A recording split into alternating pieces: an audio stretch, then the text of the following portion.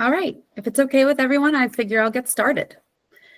So welcome. I am so excited to kick off this growth readiness series with this first session about bridging the gap. So aligning leadership, teams, and strategy. I'll be your host today, and I'm going to share all that I can in 45 minutes on this topic.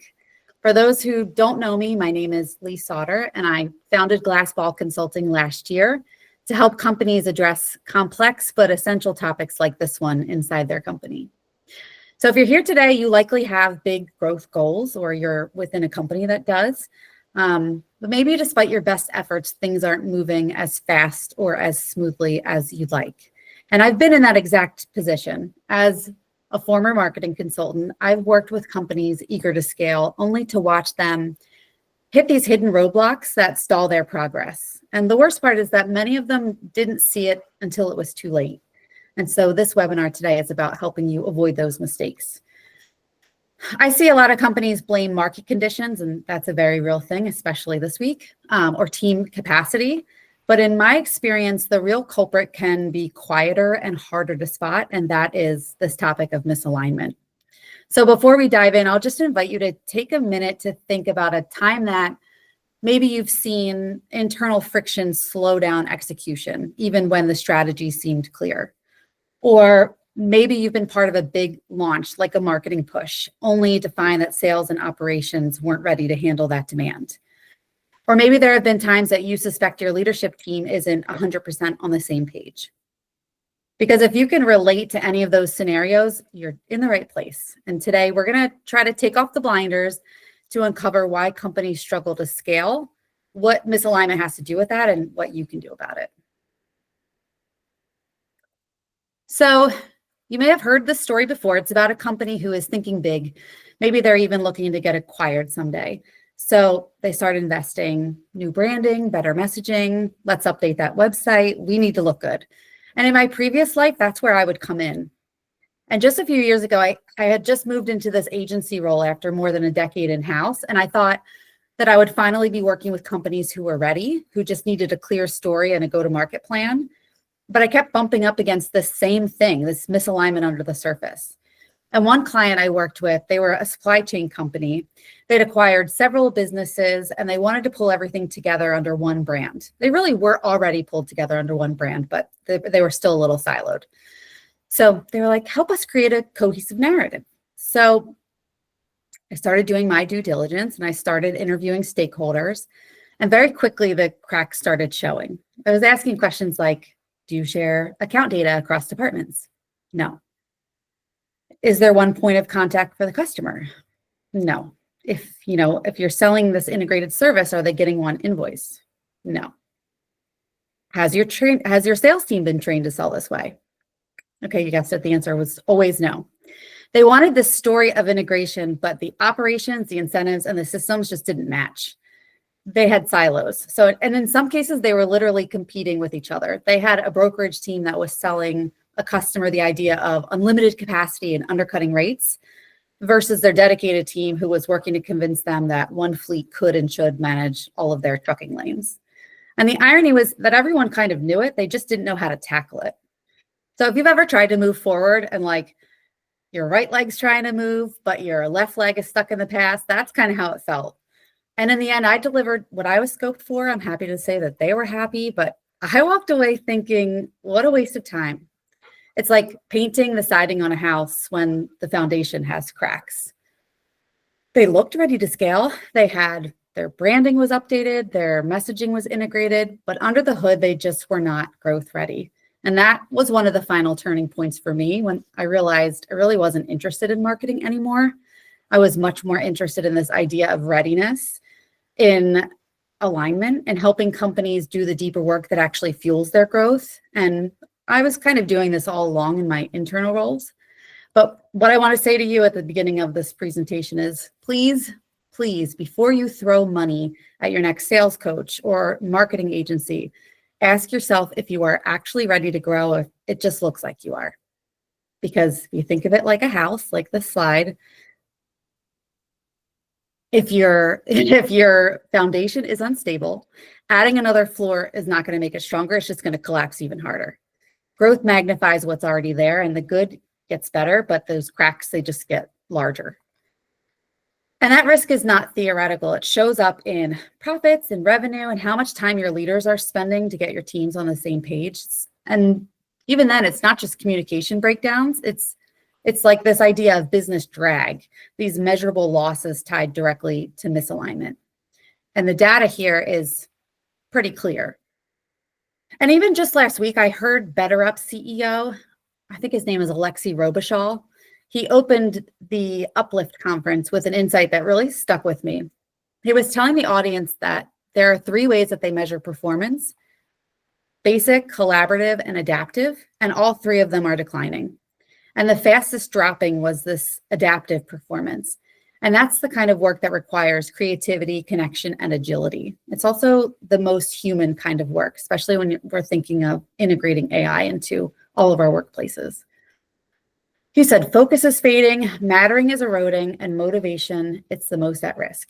And that really hit me because I see it firsthand, especially in companies that are trying to grow without clarity, without this real sense of shared purpose. And it shows up in the numbers.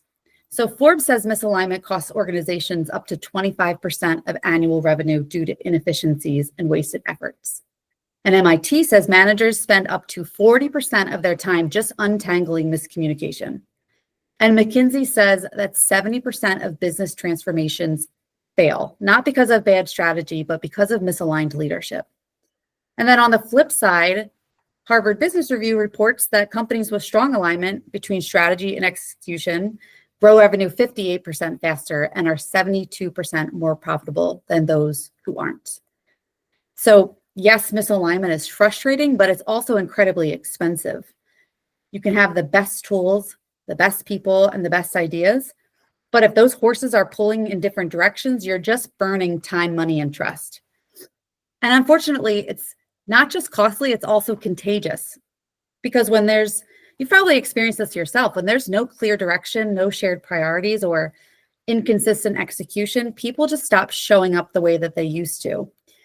And not necessarily because they don't care, but because the system really isn't caring for them back. And that's where we start to see this deeper consequence of misalignment, which is disengagement.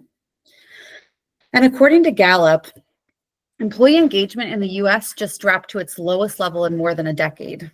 They report that only 30% of workers are engaged. And that's down from 36% in 2020, which means 10 million fewer people who feel connected to their work. Within a company, I see this play out in 3 main ways. Employees disengage because they feel unheard or stuck in place. Customers get frustrated because their experience isn't matching up with that brand promise. And leaders start to spin out because no one's really sure what matters anymore. And this is why I stopped thinking of growth strategy as just sales and marketing and started thinking of it as readiness. Because if your people are disengaged, if your leaders are spinning, if your systems can't flex, if you're not scaling your success, you're scaling dysfunction. And dysfunction does not always announce itself. It's not dramatic, it's not obvious. Sometimes the real danger is the quiet kind of dysfunction, the kind that looks polite and professional, and sometimes even productive on the surface. And that's the tricky part about misalignment. It hides behind good intentions and it hides in plain sight, and it quietly sucks up your time, money, and morale. Many leaders assume that things are running smoothly because no one is actively raising concerns. I mean, let's be honest, how often does someone tell the CEO, like, actually, that strategy is not working, or challenge a direction in the middle of a leadership meeting? And there are also a few reasons this happens. Cognitive bias. So leaders often believe they've been clear because to them it's clear, it made sense in their head when they said it.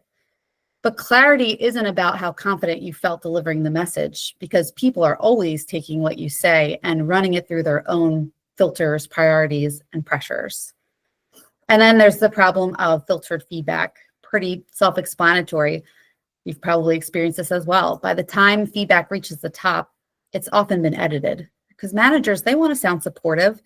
Frontline teams want to stay safe. So concerns get softened or they're never spoken at all.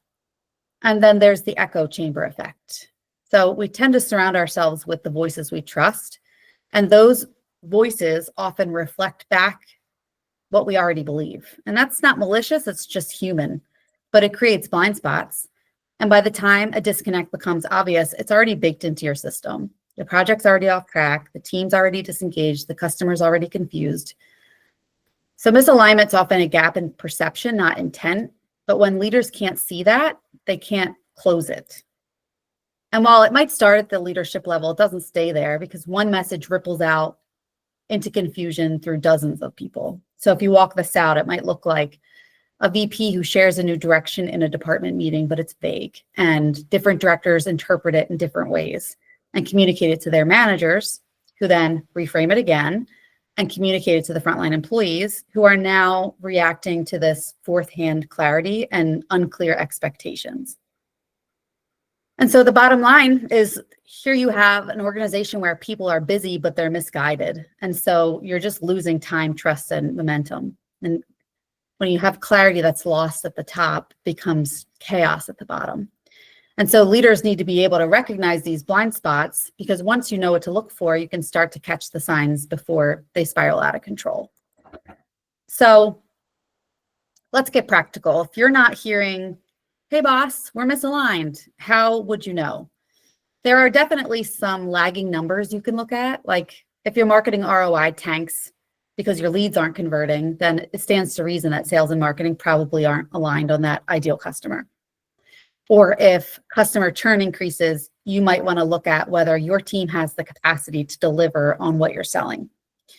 But another way to identify misalignment is simply by listening, and not just to what people say, but to what's underneath it, the side comments, the tension in cross-functional meetings, those projects that quietly stall out, because it is not going to really walk in the front door waving a red flag. It shows up in what people don't say directly, but what they're feeling. And so here are a few red flags that I've heard over and over again in organizations that are misaligned. I thought this was urgent, but apparently we've shifted focus again, which translation, we don't have any way to clearly or consistently prioritize. That's not what I heard. This is when teams make decisions based on different information, or they're just interpreting it differently. "Oh, I didn't realize your team was already working on that." Translation, we lack visibility, and our collaboration is accidental, not intentional. That's not my responsibility. So accountability here is murky and ownership is not clearly defined. We've tried this before, it never works. That sounds to me like change fatigue and also a credibility gap between strategy and execution. We keep talking about this, but nothing ever changes. So leadership is assuming clarity where there's actually confusion. I thought everyone knew that. That's why leadership assumes clarity. Individually, these comments might seem small, but add any combination of them together and they paint a picture of friction, fatigue, and fragmented execution. And the problem isn't that people are confused or frustrated. The problem is we normalize these experiences and then it becomes business as usual. But these are your early warning signs. They show where your clarity is missing, where your alignment's thin, where strategy is going to stall. And if you can spot them early, then you can intervene early. But if you think back to what BetterUp CEO said just last week, that idea of adaptive performance, the most human, most transformational kind, when you look at these red flags, that tracks, because spotting and addressing misalignment, it's not just about strategic acumen. This requires soft skills like emotional intelligence and active listening, and the ability to create safety and surface tension without shutting people down. And many of the leaders in top roles today weren't trained or rewarded for skills like that. They were raised up for typically decisiveness, resilience, operational strength, not necessarily for creating environments where feedback flows freely and disagreement leads to progress. And that's not a criticism, but it is context. And I think that that means more than ever, leaders need systems to help them see what they can't see on their own. They need mechanisms to gather input they might not otherwise hear. And they need the language to spot the difference between resistance and insight. And these red flags, they aren't personal failures. They're invitations to build smarter feedback loops and, in turn, stronger alignment. So what does it actually look like to be growth ready?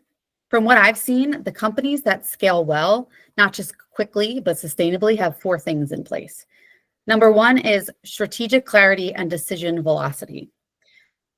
So assuming you have a clear strategy in place, because that's table stakes, this pillar is about making decisions quickly and consistently in service of that strategy.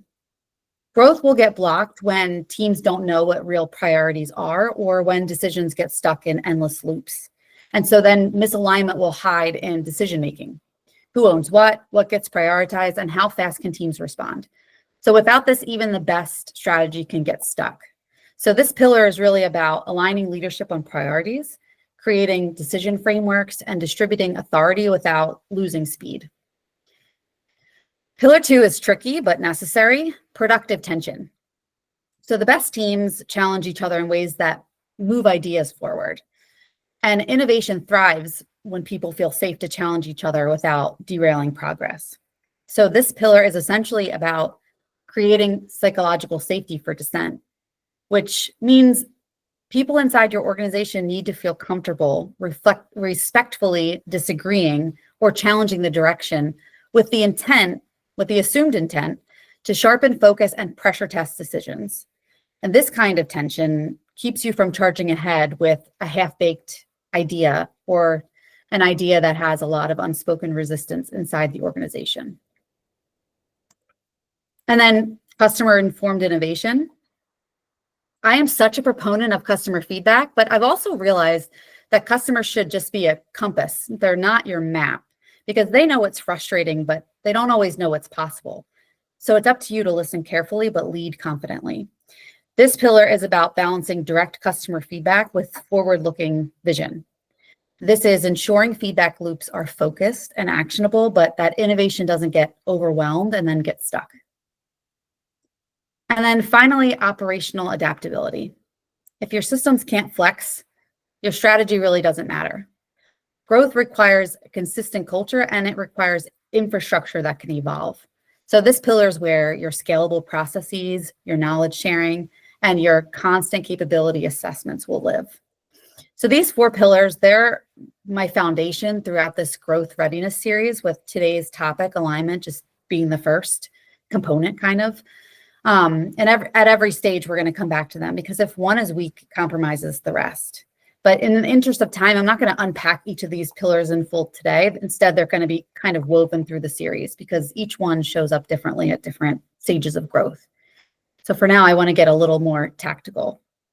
So if growth readiness is the goal, and you understand and agree that alignment is a core part of readiness, then you need to know how to act and spot and act on misalignment, which is why I created this flow framework. It's just a simple tool that really helps you uncover where alignment is breaking down, and more importantly, how to start fixing it. It helps you map friction, reveal listening gaps, test your operational integration, and pinpoint where your team is struggling to put strategy into action. And while I hope you'll listen and take notes, rest assured that I'll provide a worksheet to help you work through this yourself. So I'll walk you through it, and then afterwards, you'll get it on your own too. So when alignment is off, the symptoms vary, but the underlying patterns are surprisingly, or maybe not surprisingly, consistent. You see it in strategy that doesn't translate, insights that never reach decision makers. You see it when teams are working hard, but they're not in sync with one another. And you feel it in a vague sense that things should be working, but they just aren't. And what's really going on? Over time, I've found that these challenges tend to fall into one of these four categories that I call the flow framework. So friction points is where strategy fails in execution. So the plan sounds good, but somewhere between the boardroom where the decision was made and the front lines, things are breaking down. Listening gaps, this is when leadership isn't hearing the right insights. So feedback loops are probably broken or filtered, and the truth is getting lost. Operational integration, this is where decisions and actions disconnect. So the organization may know what to do, but the systems, incentives, or the silos get in the way. And then workable solutions, these are the daily habits that restore alignment. So they aren't silver bullets, but they're repeatable practices that build trust and then forward momentum.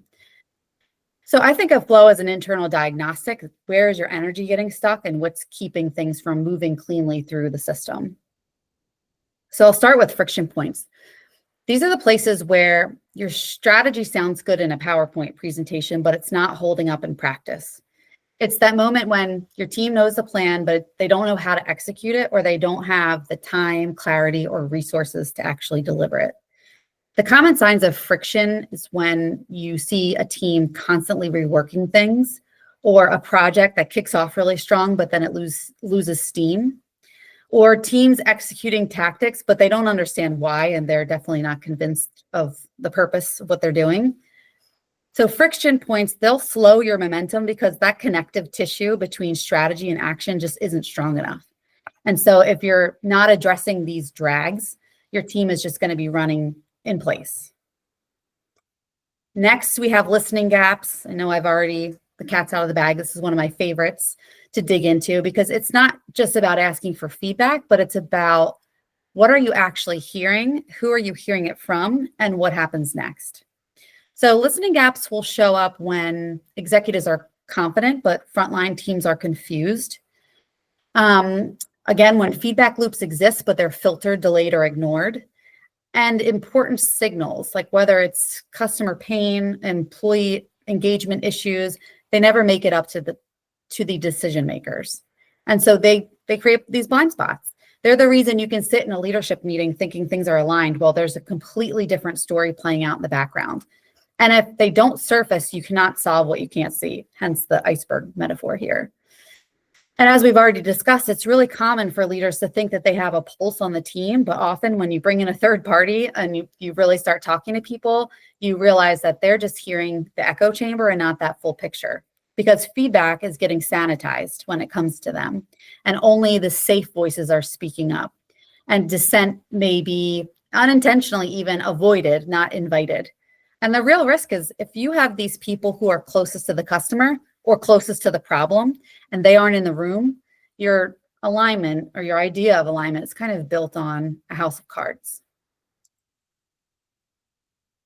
And then operational integration is about whether your systems, your workflow, and your people are actually set up to support the strategy that you have laid out. So this isn't intent, this is infrastructure. Because even with the right feedback, listening, and the best of intentions, workable solutions, which is next, if your decision-making doesn't connect to action, then your alignment will break. So you've got an integration problem when leadership makes a decision, but no one knows how to act on it, or teams are stuck in a tangle of approvals or unclear handoffs. Departments may be chasing different metrics, creating that internal friction. This is where that death by 1,000 handoffs problem happens. Because without integration, everything feels harder than it should be. I think of this as like the plumbing of an organization. If it's leaky, if it's blocked, if it's getting misrouted, even the best water source is not going to flow where you need it to. So listening gaps, I think of as signal clarity. Are you hearing the right insights from the right people? And operational integration, I think about as like signal transfer. Once you have that insight or decision, is it actually moving through the system? And finally, workable solutions. Workable solutions are about behavioral follow-through. Are your teams equipped with daily habits and rhythms that will make alignment stick? It's the difference between attending a really inspiring offsite and a team that actually knows what to do on Monday. And you need to look for signs like clarity around who knows what, feedback that turns into action, regular structured check-ins that are keeping everybody aligned on the priorities. This pillar is also about recovering momentum. So not starting another big initiative, but with better operating habits. Workable solutions, they don't always have to be perfect. They just have to be doable. They have to be consistent, and they have to be repeatable. And that's what makes alignment sustainable. Solving alignment doesn't need to be this heroic overhaul. It is really about these small, consistent actions that realign the system, just like your health or exercise habits. And here's what workable solutions might look like in action. It might be about clarifying priorities and intentionally saying no to pretty good ideas so that the great ones are the ones that are getting done. Or building habits where insights don't get lost by strengthening those feedback loops. Or strengthening decisions or streamlining decisions. So cutting out unnecessary layers and making sure that the right people are empowered. and breaking down silos. So creating shared dashboards and cross-functional wins and really kind of taking that cross-functional idea throughout your organization.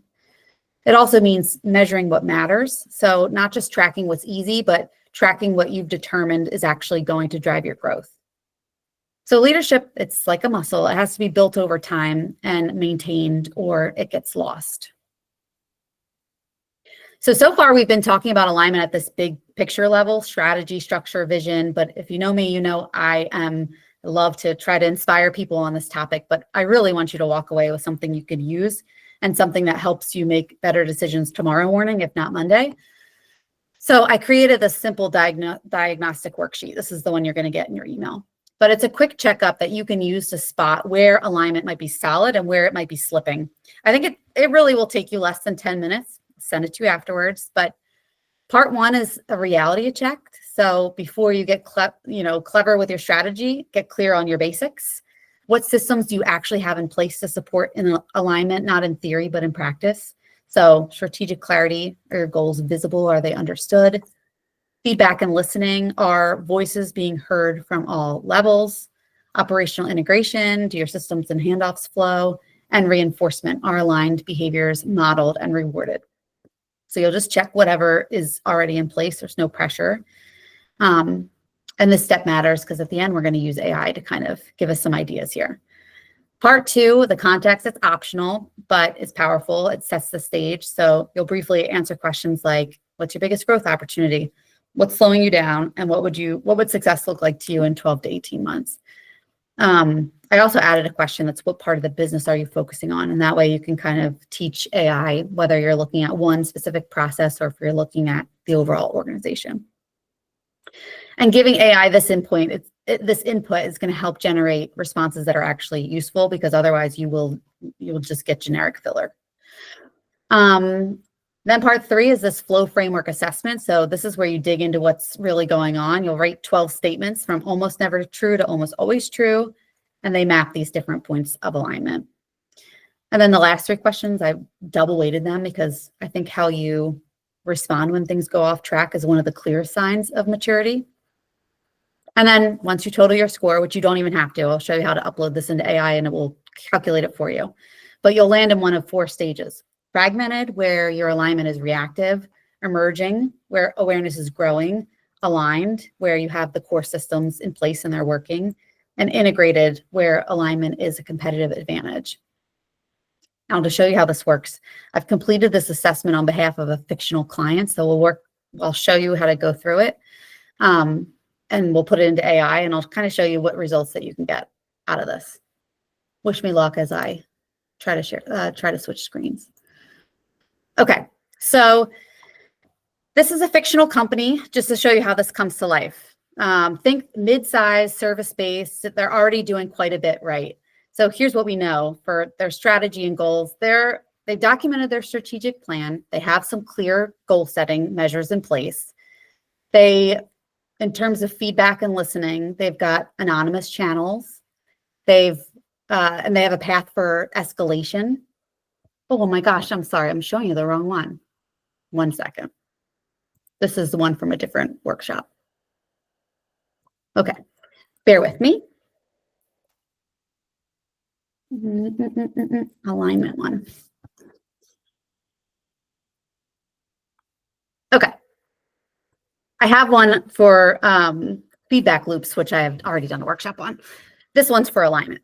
So you'll see they've documented their strategic plan and they have some clear goal setting measures in place.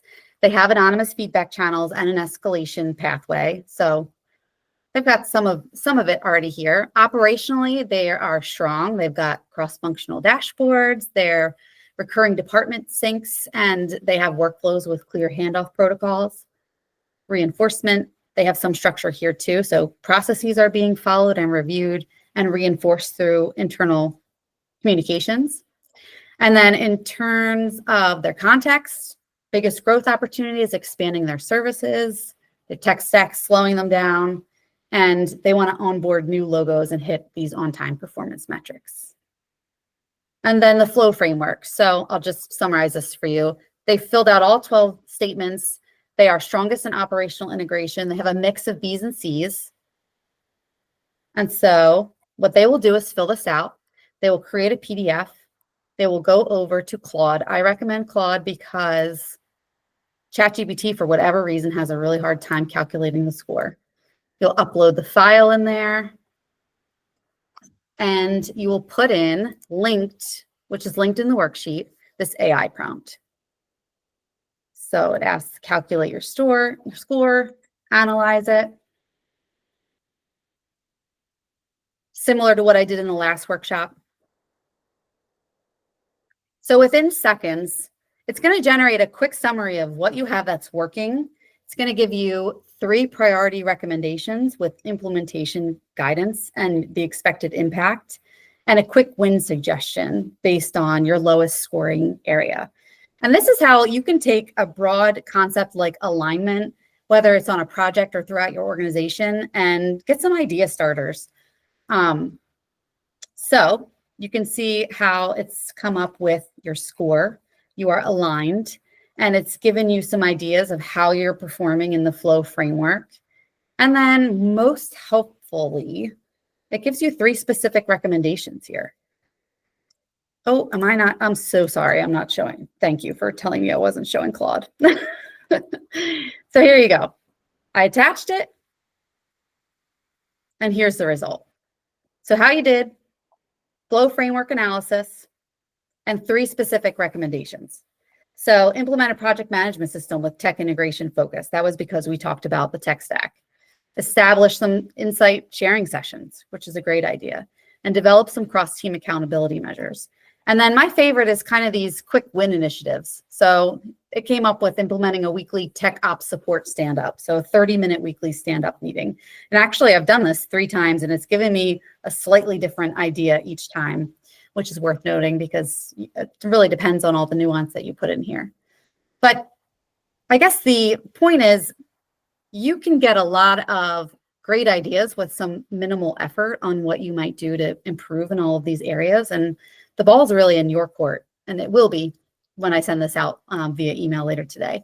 I hope you'll take the time just to see what it comes up with for you, because otherwise, you know, I'm just talking and it's a waste. Okay. Before we close out, I want to touch on a few more things. When alignment matters the most, some quick hacks you can try on, and some things to think about when it comes to going after growth and transformation. So first, I wanted to point out these moments when your organization is most fragile, most exposed, and most in need of clarity, trust, and unity across that leadership table. So a few of these flashpoints. M&A is one, because when you're blending organizations, processes, even identities, if you're not proactively building in this alignment piece, what you end up is chaos internally and externally. This is where vision confusion and culture clash can happen in real time. Also, when a new leader steps in or a longtime one steps out, teams will be watching closely. So mixed messages, shifting expectations, or lingering loyalties can derail trust and slow momentum if you don't handle them with care and alignment. Whether you're launching a rebrand or digital shift or new go-to-market motion, I think every company at this stage is in some kind of transformation effort. I don't know how you could not be, but if your leadership is not on the same page while you're doing that, the tension trickles down. And when people sense that disconnect, resistance spreads faster than any internal memo or training deck you could possibly send out. And then when your culture gets stress tested, so after a crisis or a setback, if your alignment is thin, it fractures morale even more. If it's strong, it can become a stabilizer, a way to rebuild faster and with purpose. But these are moments in my mind that make or break execution. So if you see one of these on your horizon, or if you're in one, alignment is essential. And I'll just emphasize that with a quick story. You may remember in 2012 at Yahoo, it was a total giant in the internet age, but they were scrambling to stay relevant. And they had cycled through these 5 CEOs in 5 years. And the industry was shifting really, really fast, and morale was pretty low at the company. So they brought in this new leader from Google. She was smart. She was bold. The press was calling her Yahoo's savior, Marissa Mayer. Internally, there was a lot of cautious optimism because they thought maybe this was the moment that things were going to finally turn around. And she came in with a vision. She had big ideas and strong opinions, and she was like a master executor. But many inside the company quickly felt like she wasn't sharing her ideas. She was just announcing them. She spent hardly any time aligning the leadership team behind a common story. So she didn't listen to understand where all that cultural scar tissue was. And she wasn't really interested in internal collaboration. But she made sweeping changes. If you remember, one of her most controversial decisions was to end Yahoo's work from home policy because she thought it would improve collaboration and innovation, but it caused this huge backlash, and all the employees thought it signaled a lack of trust in them. She focused heavily on product and engineering, but she struggled to rebuild a coherent executive team or inspire cross-functional alignment in the organization. And suddenly you had all these meetings where leaders were nodding, but they were holding their teams back, and employees were more interested in survival than innovation. And you had customers wondering what the heck Yahoo actually stood for anymore. And it wasn't the change that was the problem, because she did try and communicate a vision. She had a focus on mobile, video, native ads, social, but she did not translate the vision across Yahoo. And as the months went on, the gap between her vision and execution widened, and she launched strategy after strategy as they unraveled, until eventually Verizon bought the company for $4.5 billion, when in the early 2000s it was valued at over $100 billion. So I know that you might not be running Yahoo, but you might be leading through a high stakes moment, like a leadership change or a strategic shift or a cultural reset. And the thing is, if your leadership team isn't aligned, your teams won't be either. If your people don't understand that why, that what's in it for me behind the change, they'll resist, even if they don't say it out loud. And if your culture doesn't support executions, your strategy alone will not save you. So these are moments when alignment matters most. It always matters. But you'll want to ask yourself, are we clear on what we're doing and why? Do people believe in what we're doing? Are we united in how we talk about it? And have we made space for people to challenge us so they'll trust us when we lead? Because it's really about clarity, consistency, and trust in motion. And the good news is you really don't need to wait for the perfect moment or a full-on strategy retreat to start shifting alignment. So I wanted to put together a few high-impact, low-lift tools that you can use right away. One of them is to implement a simple 3-question priority test. So before you would greenlight an initiative, you would train yourself and your leadership team to ask themselves, does this align with our 5-year vision? Now, of course, you need to have communicated that 5-year vision. But if it's not, it's probably a distraction, not necessarily a strategic step. The second question would be, does it reinforce the behaviors and values we want more of? If not, it could create that cultural drift, even if it might be operationally smart. And will it create clarity, not confusion, for the people doing the work? Because if it complicates execution or muddies the ownership, then you're not ready to launch. And so the idea is, if the answer is not yes to all those three questions, it's not a priority. The one message, 3 levels rule is based on the idea that if you can't communicate your strategy at 3 levels, you're not ready to launch it. And so what that looks like is, of course, at the executive level, you want to talk about the vision and why. So where are we going? Why does it matter? That might sound like, we're investing in this new customer platform because retention's where we win now. We've hit a ceiling. We can't depend on new sales alone. This shift is going to help us deepen value with the clients we already serve. And then at the team level, you need to focus on translation and focus. So talk about, how does this affect how each function shows up? So here's how sales ops, customer success, and product will each play a role. And here's where the handoffs happen. And here's what success looks like, function by function. And then at the individual level, action and ownership are important. So what does this mean for me right now? Your job is really to anticipate the questions every frontline person is going to ask. Is my job changing? Am I safe? What does this mean for my day-to-day? And to make sure that managers have the tools to answer those questions clearly, calmly, and consistently.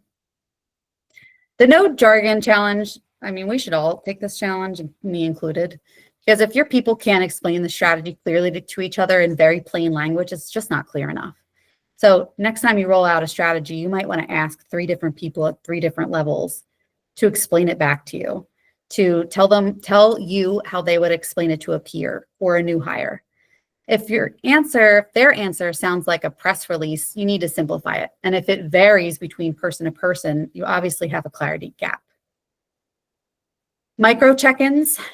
This is where I would suggest just don't wait for quarterly reviews or a big meeting to realize that your team is confused or out of sync, because alignment, again, is built on a daily and weekly basis.